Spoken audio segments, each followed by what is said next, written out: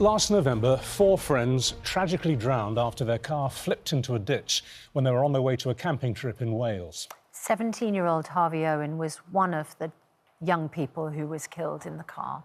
His mum, Crystal, is now backing a call from the AA motoring organisation for what are called graduated driving licences to be introduced. That would see restrictions placed on young, newly qualified drivers. We're going to speak to Crystal and the president of the AA in just a moment. First, though, here's Emma Woods with a reminder of what happened last November.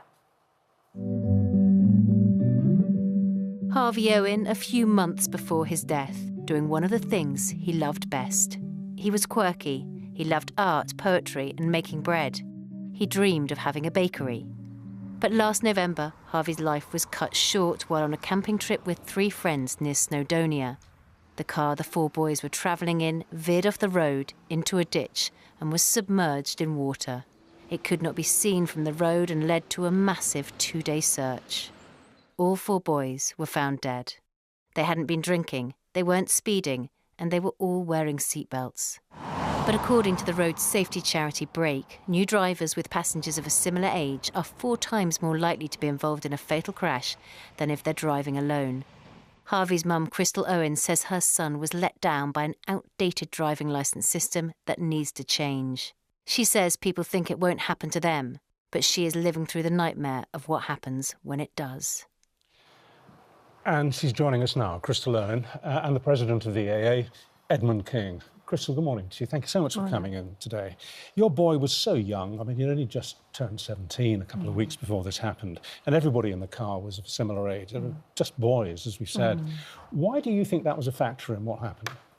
I think it's common sense, really. I think I don't think there's anybody that can say that a teenager doesn't act differently around their friends, or even it's the distractions, really, as well. Like, you know, they weren't doing anything wrong. It's just the fact that when you learn to drive, you know, we all know it takes a long time to learn the roads, to learn, you know, to actually drive without people in the car.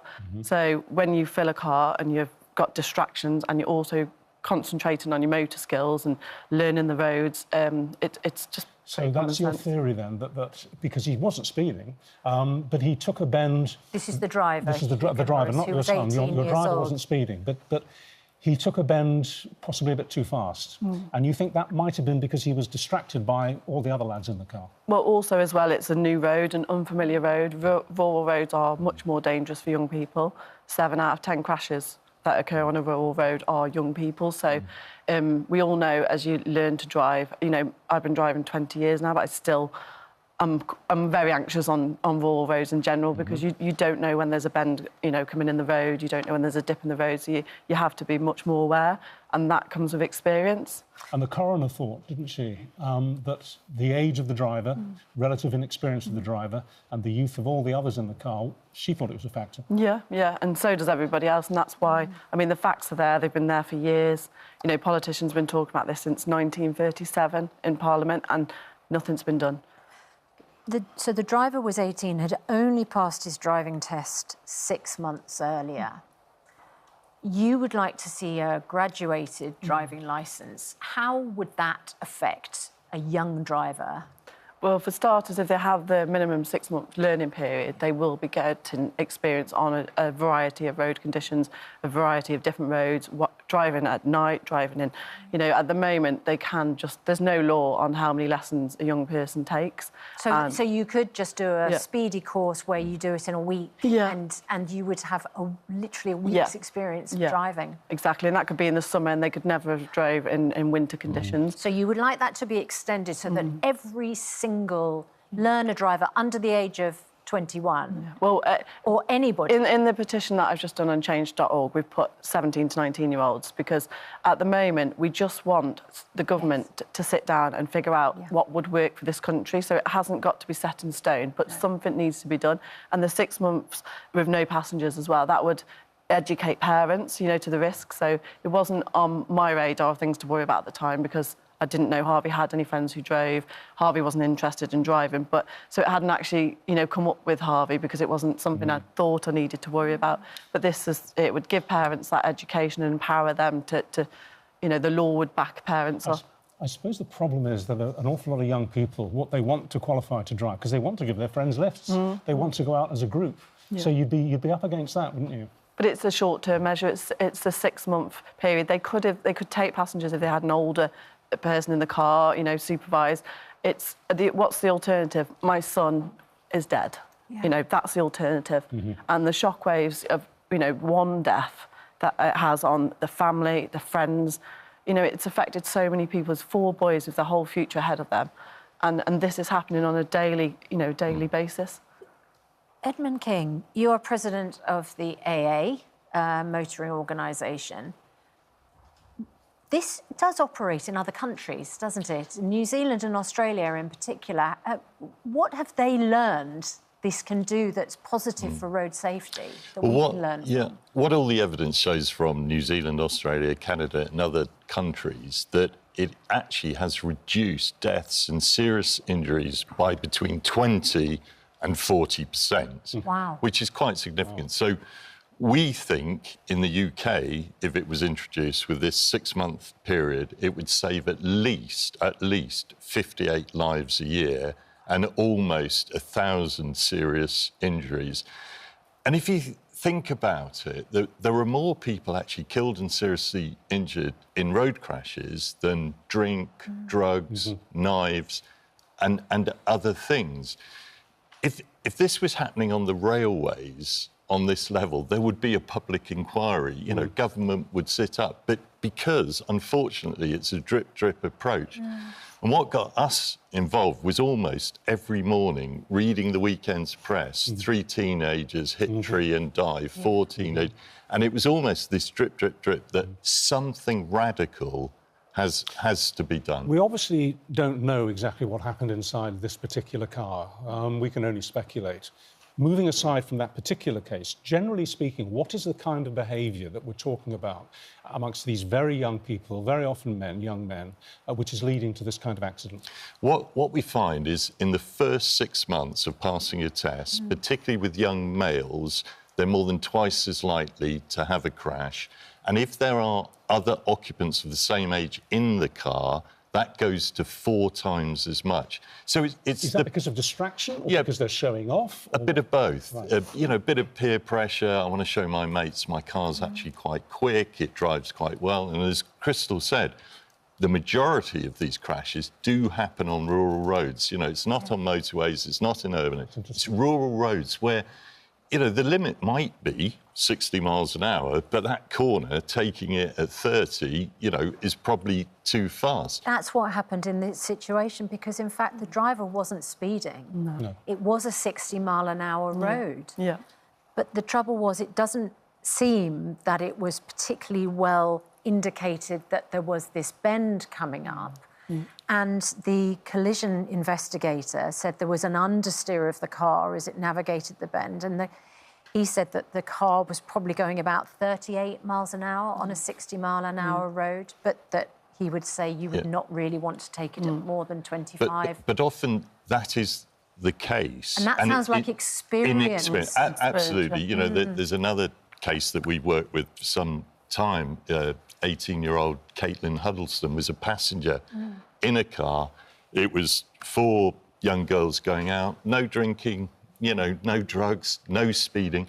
Just like in this case. Absolutely. And it was a lack of experience, you know, pulled out when another vehicle was coming. So if we can protect young people, at least for that first 6 months, and people say, well, how would you enforce it? But parents we've spoken to said, it would really help us. Because I can say, no, Johnny, you can't go out with Mike. Mike's only just passed his test. And it becomes self-enforcing. You mentioned an incident involving a car full of young girls. But it is predominantly young men that we're talking about here. So would a change in legislation discriminate against young women? I think because it's only 6 months and the inexperience is still with young females as with young men. Young men are more at risk, and there's all sorts of stuff about brain development in young males is slower than in females, and therefore they're more likely to take risks. But I think 6 months really is a small price to pay for actually saving lives. Crystal, do you go over in your head that you wish you'd known what was about to happen, do you think that you would have told Harvey not to go? Well, I actually thought one of the parents was driving, so Harvey had it all planned out with a video message explaining from one of the other parents, explaining where he was stopping the first night. So they did go to where he said he was going, a friend's granddad's, and he had it all mapped out, so, like teenagers do, but it was a very convincing story. And the problem is when they get to 17, like this was Harvey's first ever, he never even stopped out overnight ever. He was just, you know, he was a proper homeboy. So, you know, you're trying to give them that independence. And so when you see proof of where he's going and when you don't think he had a single friend that drove, you know, like I wasn't aware that I didn't even know the driver existed. We'd never met him, you know. No. So, but this isn't picking on the driver. This isn't me trying to make anybody feel terrible. This is, like, we need to speak out about this because something needs to be done. And I understand it's upsetting, you know, it's not pointing blame at the driver. This is to explain that the driver was let down as well. You know, these driving system, you know, the driving licence system at the moment is letting all young people down. I find it extraordinary, for instance, and you say that often this happens on rural roads, but why there aren't more stipulations in the driving training?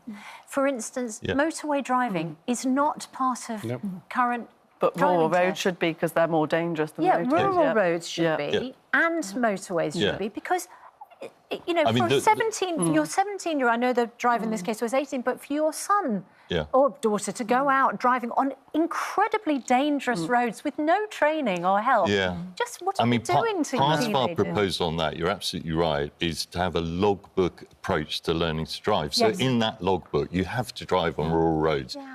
Just like learning for a pilot's licence. Absolutely. It would be crazy if you were a pilot and you didn't land in the rain, you know. And so drive in the rain, drive on a motorway, drive on rural roads and get that experience before you pass your test rather than afterwards.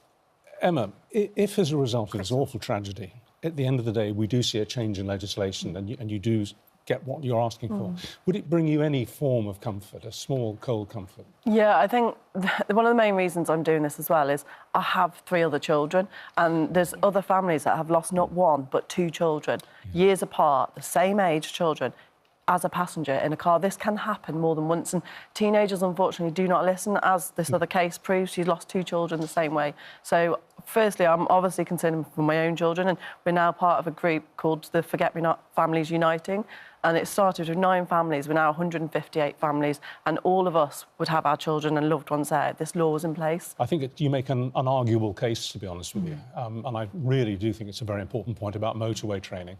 Look, we went to the Department of Transport on this one, and they said to us, while we are not considering graduated driving licences, we absolutely recognise that young people are disproportionately victims of tragic incidents on our roads, and we're committed to delivering a new road safety strategy, the first in over a decade, and we will set out the next steps on this in due course. What do you think they mean? I was quite disappointed with that because a new road safety strategy is crucial and young drivers are disproportionately represented in the deaths. So they need to look at something radical. And what they can do outside of graduated licences, I'm really not sure. So I was disappointed because I thought new government, they're building this strategy. They should be much more open. Maybe they're buying time. Possibly, and we hope to feed into that strategy. Crystal, thank you for being such a powerful advocate of a change that will prevent other families being in the situation that you're in. I'm so sorry. Thank you for covering it. I mean, we need the media attention on this. It has been forgotten about for too long, and families are losing their loved ones and they're not being, you know, taken notice of it. We spoke to Jonathan Ashworth this morning, used to be an MP, very close to government. He said that he will badger government on your behalf. I hope you're able to speak to him because it sounds like he's on your side. Yeah, we're hoping with the Forget-Me-Not group, we're all writing to our local MPs, and we need any families out there that have been affected by this, we need you all to write to your MPs. We need the backing from where, you know, the people with the power, really. Well, do make sure you have a chat with Jonathan, because he's in our green room over there before you go. Thank you. Yeah. Thank you, Crystal. Thank you, Edmund. Thank you. Lots of love as well. Thank you. Thank you. If you're affected by that or any of the issues that we discuss on the programme, there's advice and support at itv.com/helplines.